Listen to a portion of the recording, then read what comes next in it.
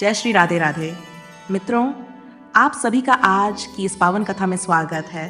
प्रिय मित्रों, कोई भी मनुष्य सत्य के विरुद्ध षड्यंत्र रचकर सत्य का अंत नहीं कर सकता। हार सदैव असत्य की ही होती है।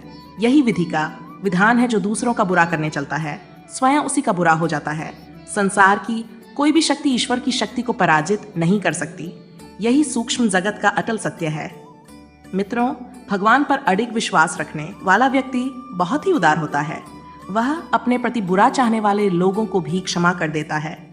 आज की ये कथा सत्य की विजय को, अहंकार के नाश को और भक्ति की शक्ति को दर्शाती है।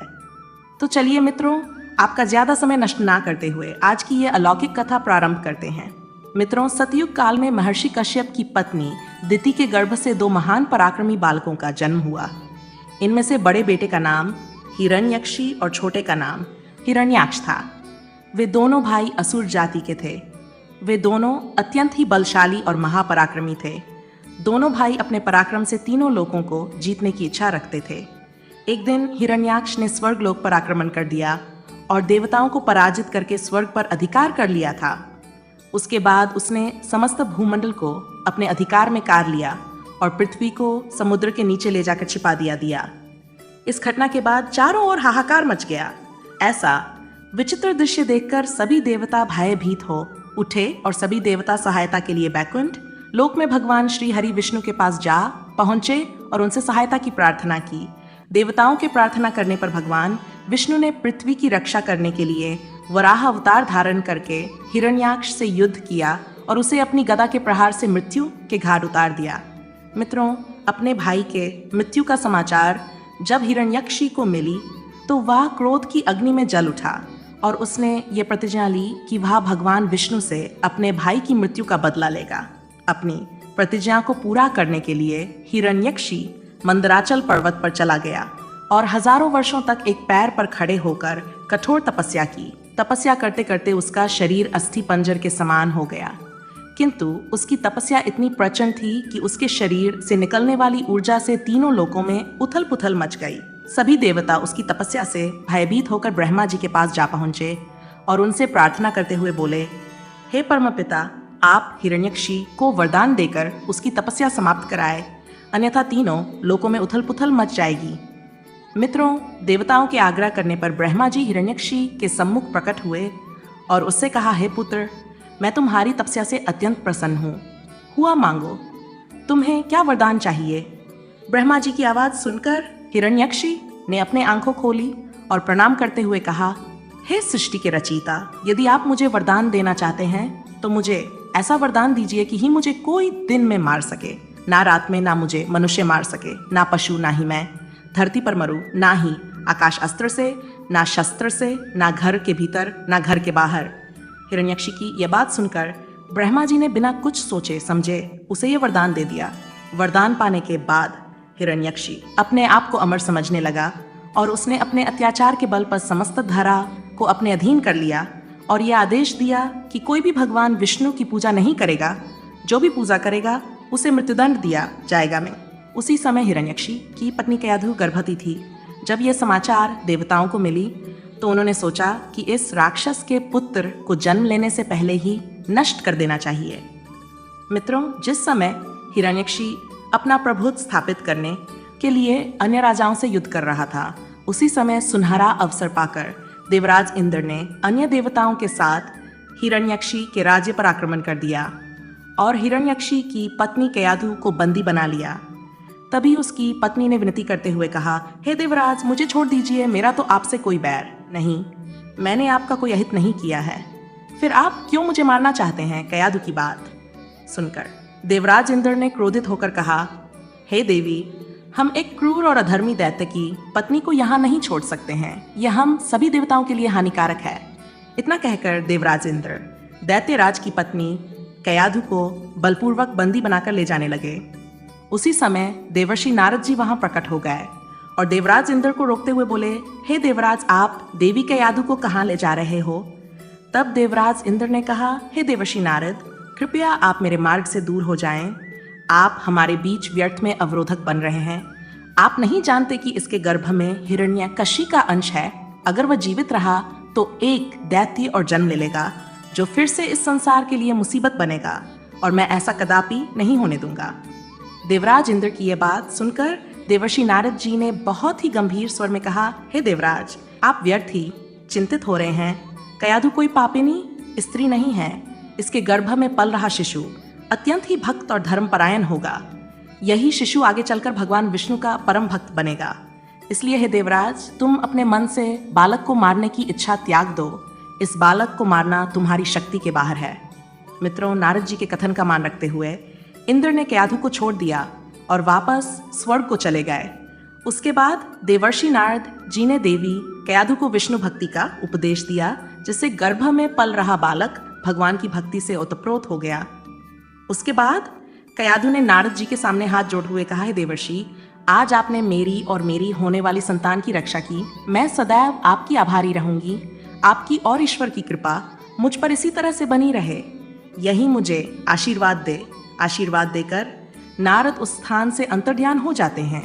धीरे धीरे समय बीतता गया और एक निश्चित समय बाद कयाधु ने एक पुत्र को जन्म दिया, जिसका नाम प्रहलाद रखा गया।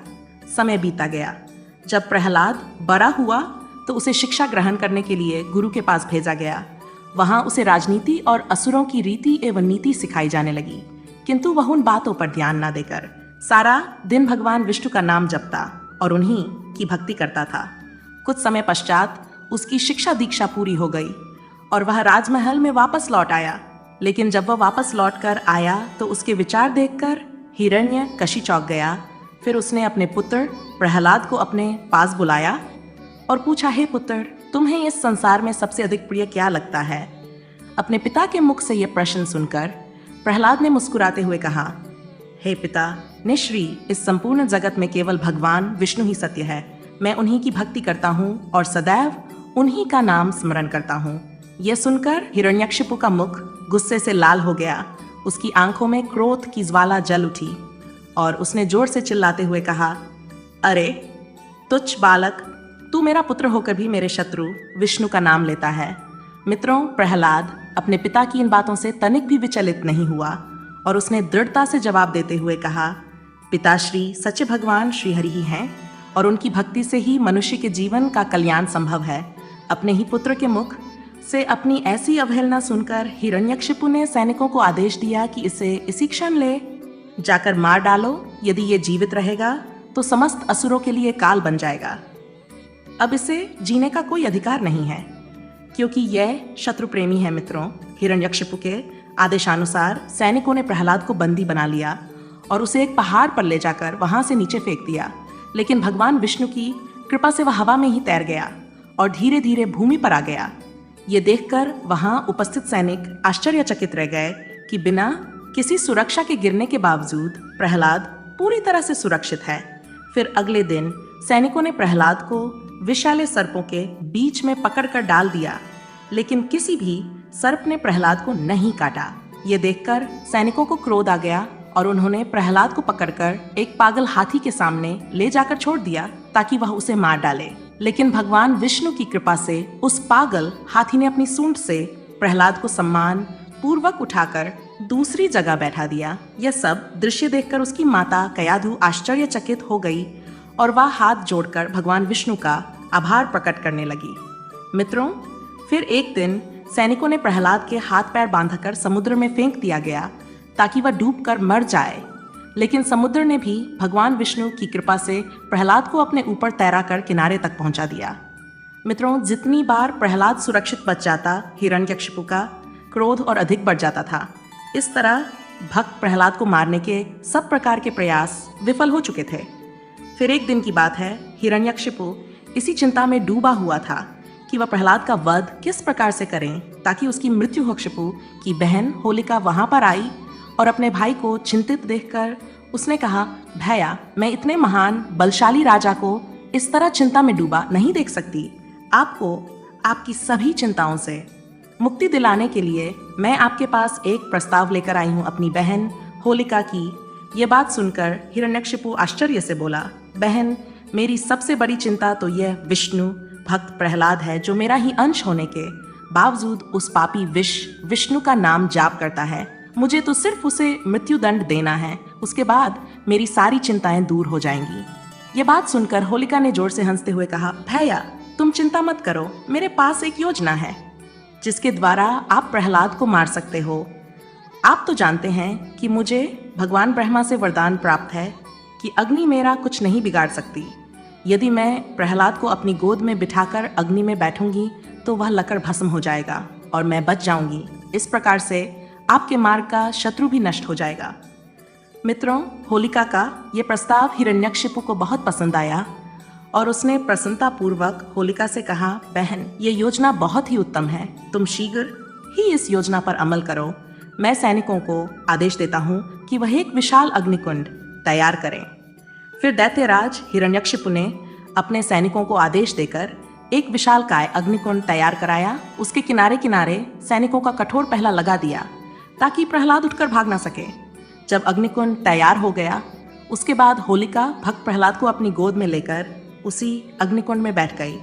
इसके पश्चात हिरण्यकशिपु की आज्ञा अनुसार उस अग्निकुंड में आग लगा दी गई। आग लगते ही चारों ओर आग की भीषण ज्वालाएं उठने लगी। प्रहलाद हमेशा की तरह नारायण नारायण का नाम करने लगा, लेकिन जैसे जैसे अग्नि की आंच उन दोनों तक पहुंची, होलिका को अग्नि की तपन महसूस होने लगी। वह आश्चर्यचकित थी क्योंकि इससे पहले अग्नि ने उसे कभी ऐसा अनुभव नहीं करवाया था।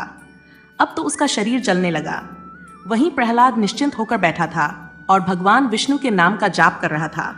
जब होलिका का शरीर जल रहा था तो वह क्रोधित होकर चीखने लगी और भगवान ब्रह्मा के दिए वरदान को झूठा बताने लगी और कहने लगी, हे ब्रह्मदेव, तुमने मुझे झूठा वरदान दिया था, तुमने मेरे साथ छल किया।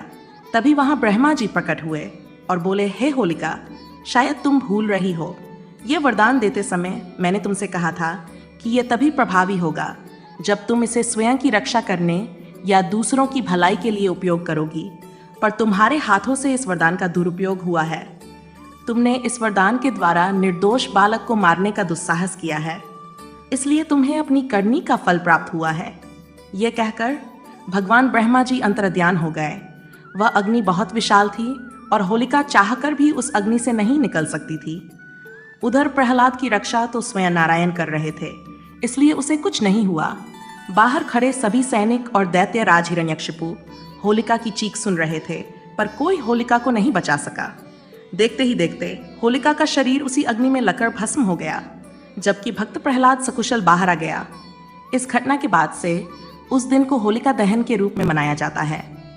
मित्रों, होलिका के अहंकार और पाप ने उसे ही नष्ट कर दिया। होलिका के जलकर भस्म होने के बाद भी हिरण्यकशिपु का क्रोध शांत नहीं हुआ। उसने प्रहलाद से कहा, अगर तेरा भगवान हर जगह है तो क्या वह इस खंभे में भी है? तभी प्रहलाद ने कहा, हाँ पिताश्री, भगवान हर जगह है। यह सुनकर हिरण्यकशिपु को क्रोध आ गया और उसने खंभे पर जोर से प्रहार किया। तभी खंभे से एक भयानक गर्जना हुई और भगवान विष्णु जी नरसिंह रूप में प्रकट हो गए। उन्होंने हिरण्यकशिपु को पकड़कर गोदू लवेला में दहलीज पर अपने नाखूनों से गोद में रखकर मृत्यु के घाट उतार दिया। मित्रों, उसी समय अहंकार और अधर्म का अंत हो गया, सत्य और भक्ति की विजय हुई। इस घटना की स्मृति में हर वर्ष फाल्गुन पूर्णिमा को होलिका दहन किया जाता है। यह बुराई पर अच्छाई की जीत का प्रतीक है। अगले दिन रंगों की होली मनाई जाती है, जो प्रेम, सहार और भाईचारे का संदेश देती है। यह त्योहार हमें यह सिखाता है कि सत्य और भक्ति की हमेशा विजय होती है और अंत में बुराई का अंत होता है। प्रिय मित्रों, इस प्रकार से आज की यह कथा समाप्त हुई। आशा करते हैं आपको ये कथा पसंद आई होगी। एक बार मित्रों, सच्ची श्रद्धा से जय श्री हरि विष्णु, जय भोलेनाथ अवश्य लिखें। वीडियो देखने के लिए आप सभी का बहुत बहुत धन्यवाद। जय श्री राधे राधे।